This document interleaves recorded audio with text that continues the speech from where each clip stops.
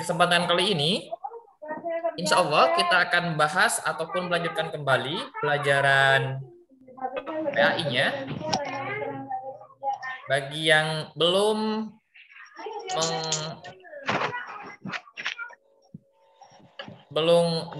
di mute, suaranya di mute dulu agar tidak mengganggu, kecuali nanti mau ada yang bertanya bisa dihidupkan kembali. Itu ya.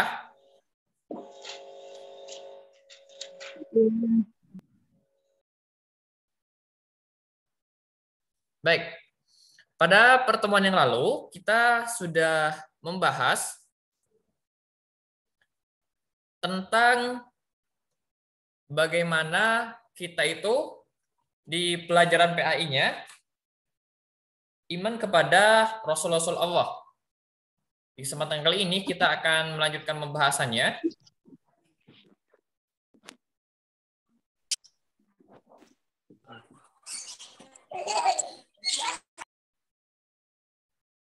Materinya pun sama dengan di buku yang sudah kalian dapat. Insya Allah sudah dapat semua bukunya ya. Nah, sebelum itu nanti Ustadz akan share screen dulu terkait dengan materi yang akan kita pelajari. Pertemuan yang lalu kita membahas terkait dengan pengertian iman kepada Rasul-Rasul Allah.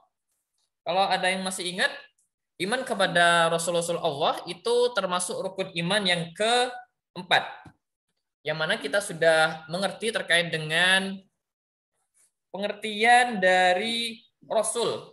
Rasul itu artinya adalah orang yang diutus oleh Allah untuk menyampaikan risalahnya. Baik, saya akan coba share screen dulu. Kita akan bahas di share screen ini.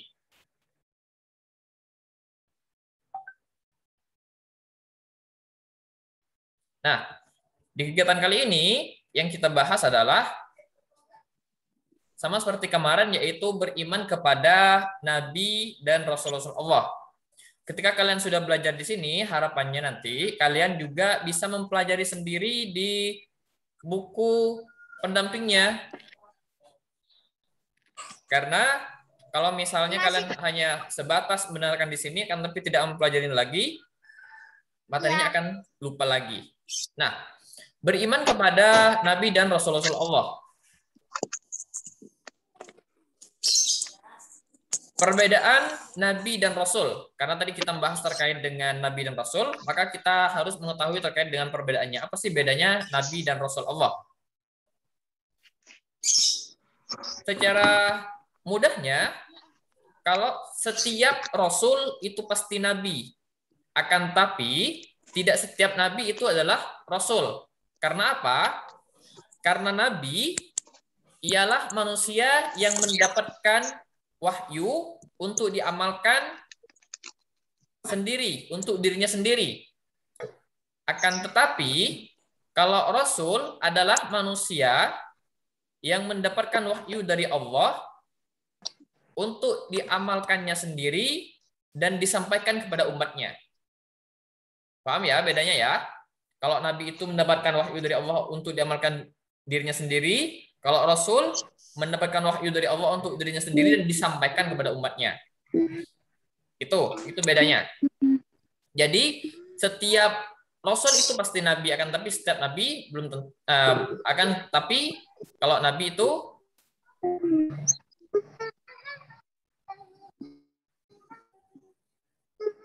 bukan Rasul. Baik. Kalau kita mengetahui terkait dengan jumlahnya Nabi dan Rasul, ini penting juga kita ketahui bersama. Kenapa?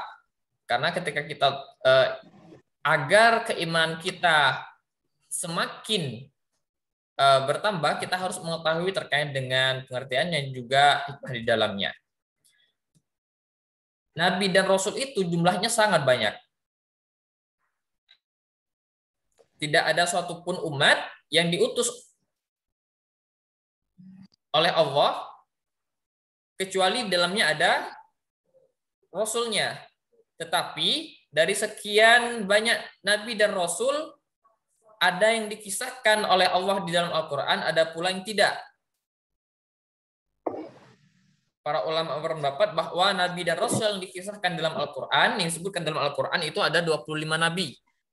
Ini yang perlu kita ketahui. Akan tapi kalau jumlahnya itu, jumlah keseluruhannya ini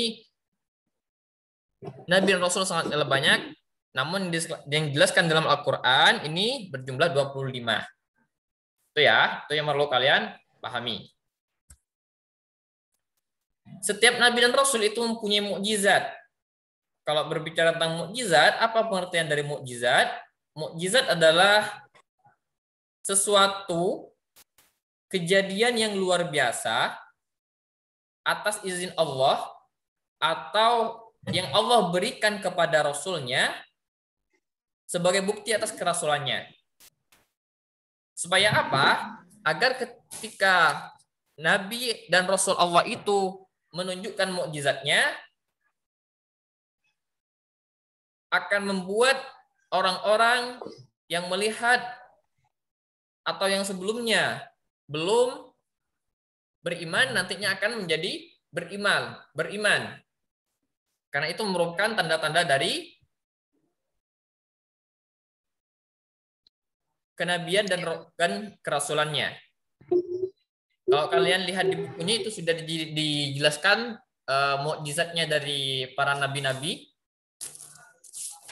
Di antaranya kalau di bukunya itu dijelaskan mulai dari Nabi Nuh, Nabi Musa, Nabi Isa, dan Nabi Muhammad. Nabi Nuh mempunyai mukjizatnya tersendiri. Nabi Ibrahim juga seperti itu. Nabi Musa juga mempunyai mukjizat yang lain. Kalau Nabi Nuh itu mempunyai mukjizat, yaitu diperintahkan oleh Allah untuk membuat membuat perahu di atas gunung. Meskipun orang-orang menganggapnya itu sebuah hal yang aneh, akan tapi atas perintah Allah, maka Nabi Nuh membuat kapal di atas gunung yang nantinya terjadi air bah yang membuat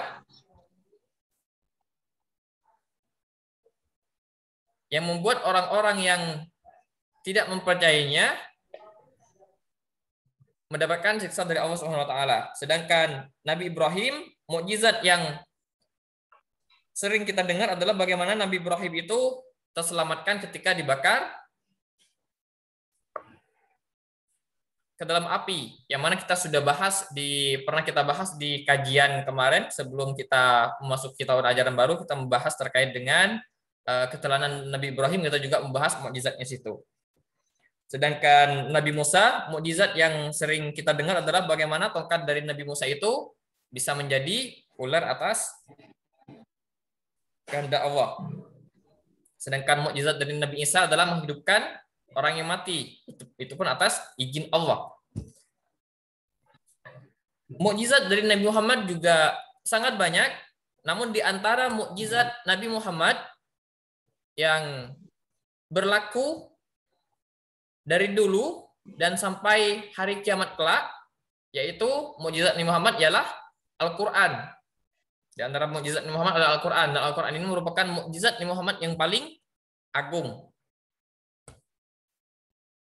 Yang mana mukjizatnya berlaku dari diturunkannya sampai hari kiamat kelak.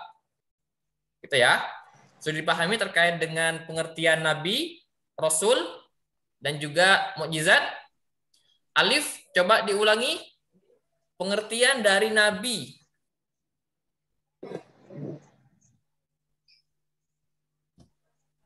Nah, teman yang lain ada yang bisa bantu? Pengertian Nabi bagaimana?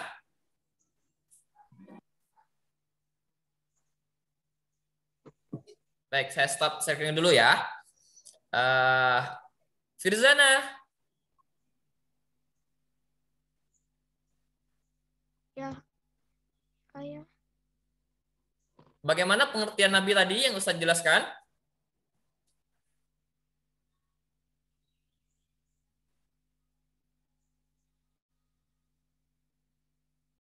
Oke. Apakah penjelasannya Ustaz terlalu cepat atau bagaimana? Oke, raise your hand. Angkat tangannya yang bisa jawab pengertian dari Nabi.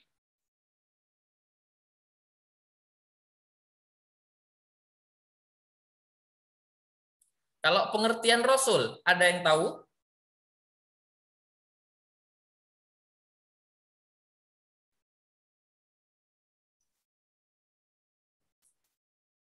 Oke, Ustadz ulangi dulu ya, share screen-nya ya.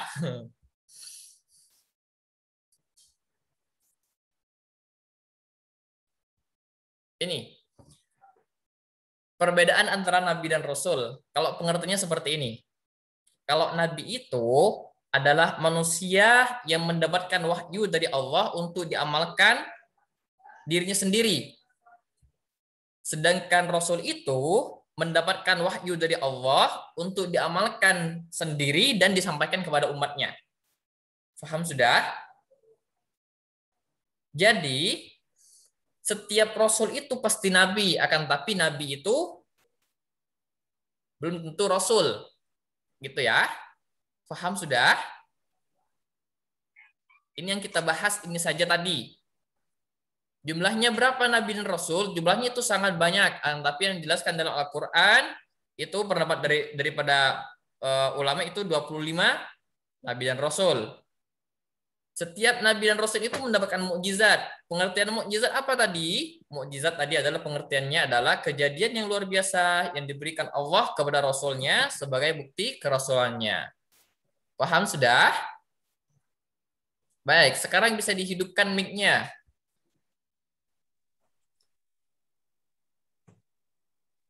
Oke, saya tanya sekali lagi sekarang. Ada yang sudah memahami terkait pengertian dari Nabi?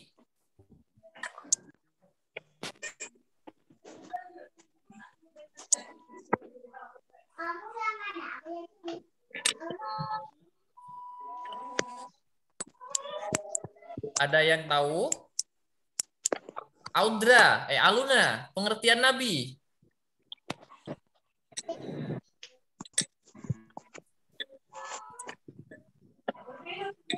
Belum hidup mic-nya Aluna.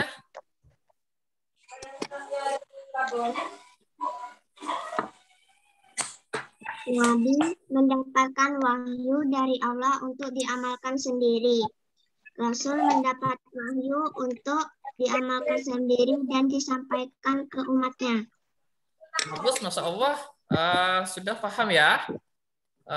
Terima kasih Aluna sudah bantu menjawab. Terus kalau pengertian dari mukjizat, ada yang tahu pengertian dari mukjizat?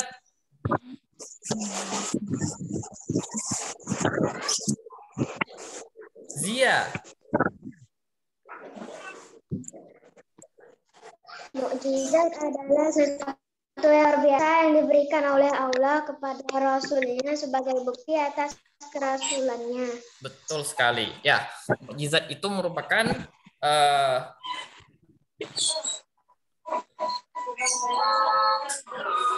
bukti dari kerasulan dari seorang nabi dan rasul atau yang diberikan oleh Allah, kejadian yang luar biasa yang diberikan oleh Allah kepada nabi dan rasul sebagai bukti kerasulannya.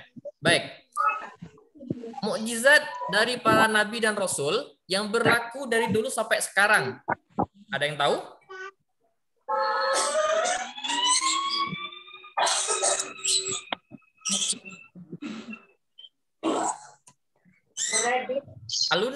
Aluna lagi? Ya. Mukjizat Rasulullah. Mukjizat Rasulullah yang berlaku dari dulu sampai sekarang. Mukjizat Rasulullah yang mana itu? Al-Quran. Al-Quran. Betul sekali. Gitu ya. Itu saja yang kita pelajari untuk hari ini. Kita belajar terkait dengan pengertian dari pengertian Nabi dan Rasul, mukjizat serta jumlahnya. Ya, dan kalau tidak ada kepentingan, yang lain juga tidak bermain di kolom chat ya. Itu yang kita pelajari terkait dengan pengertian Nabi dan Rasul. Nah, oleh karena itu ketika belajar, fokus dulu ketika belajar, fokuskan dulu, kalian betul-betul ingin mengetahuinya. Makanya ketika Ustadz menyampaikan, syarat dari seorang menuntut ilmu, kalau katanya Imam Syafi'i, yang pertama itu harus mempunyai kecerdasan. Yang kedua, kesungguhan. Yang kedua itu semangat. Yang ketiga itu kesungguhan. Itu awal yang pertama itu harus yang kalian miliki dulu. Makanya ketika sudah memasuki ruang pembelajaran, kalian sudah betul-betul siap menerima materi dan juga sudah betul-betul konsentrasi di dalamnya. Itu ya. Gibran tidak main di kolom chat ya. Baik, itu terkait dengan PAI-nya. Insya Allah kita selesaikan dulu sampai sini untuk PAI-nya. Nanti kalian ketika selesai belajar dengan Ustadz, kalian juga belajar lagi di rumah, dibaca ulang bukunya. Supaya nanti betul-betul tahu terkait dengan materinya dan memahaminya, gitu ya. Nah, kan lalu kita juga membahas terkait dengan PIB. Di PIB-nya kita membahas tentang doa apa dulu? Doa apa? Doa agar terhindar dari 4 hal. Yang pertama apa? Terhindar dari rasa malas, terhindar dari sifat kikir, terhindar dari apa lagi? Keburukan. Dililit hutang, terus rasa pengecut. Itu yang harus kita minta perlindungan. Doanya sudah banyak yang hafal. Kalau Ustadz lihat di sini ada sudah yang banyak menyetorkan doa-doanya.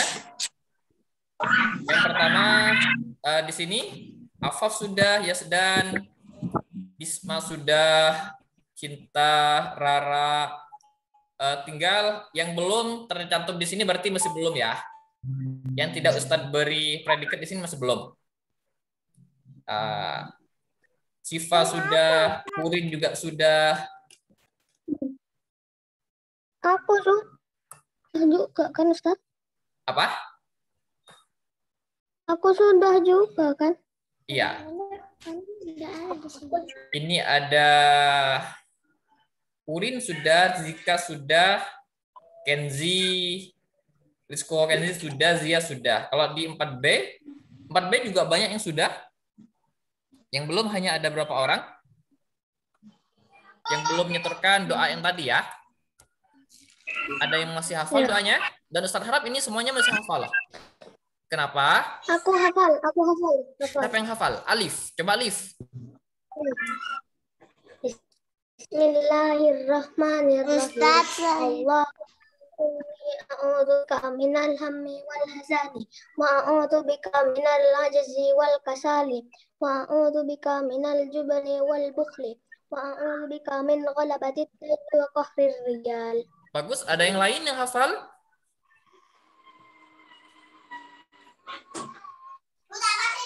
Enggak. Agar kalian betul-betul memahami dan ilmunya bermanfaat dan tidak lupa lagi ketika sudah mendapatkan suatu materi, pertama, kalian harus mengamalkannya. Ketika kalian sudah mengetahui terkait dengan doa ini, maka amalkan doanya. Diamalkan doanya agar nanti kalian juga mendapatkan manfaatnya. Ketika berdoa juga diselingi dengan doa ini yang sudah dihafal. Selain Alif, ada yang sudah hafal?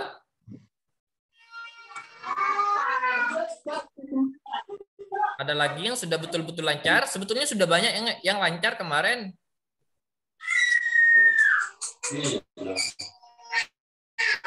Purin?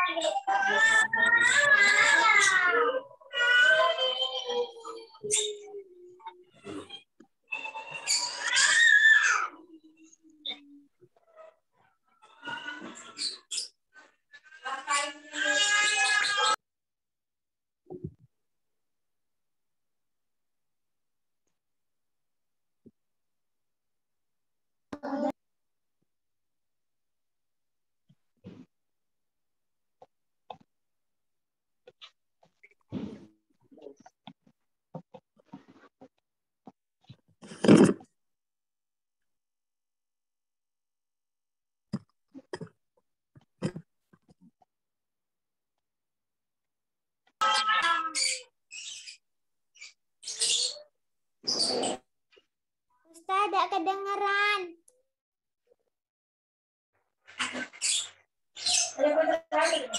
Kada kedengeran.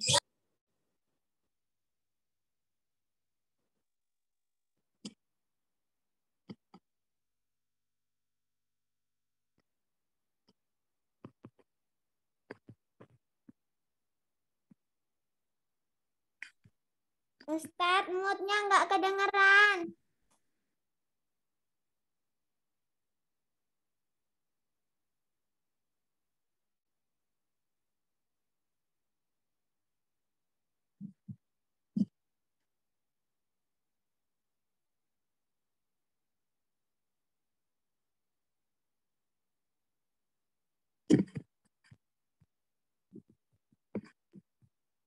Ustadz, nggak kedengeran.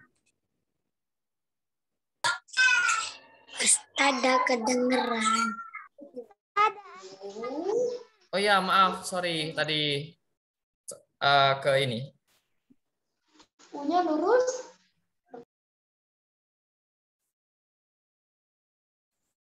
Ke mute ya, maaf.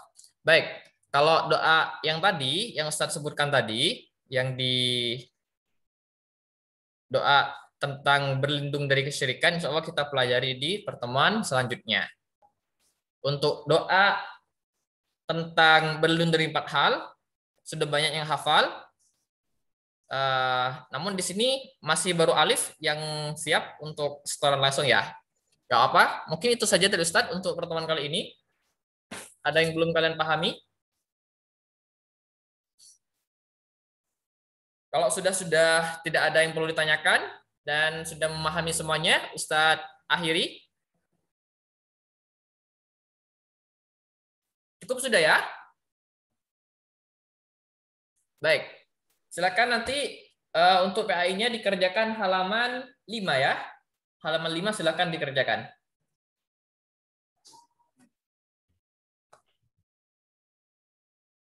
Kalau kalian sudah memahami betul-betul, nanti insya Allah lebih mudah mengerjakannya. Sudah? Mungkin itu saja dari Ustaz untuk pertemuan kali ini. Nanti apa yang kalian ketahui dan kalian pahami, silakan langsung terapkan dalam kehidupan sehari-harinya. Semoga bermanfaat. Subhanakallahumma bihamdika, asyhadu an la ilaha illa anta, astaghfiruka wa atubu ilaik. Assalamualaikum warahmatullahi wabarakatuh. Waalaikumsalam warahmatullahi wabarakatuh. Banyak itu. Kerjakan dulu dari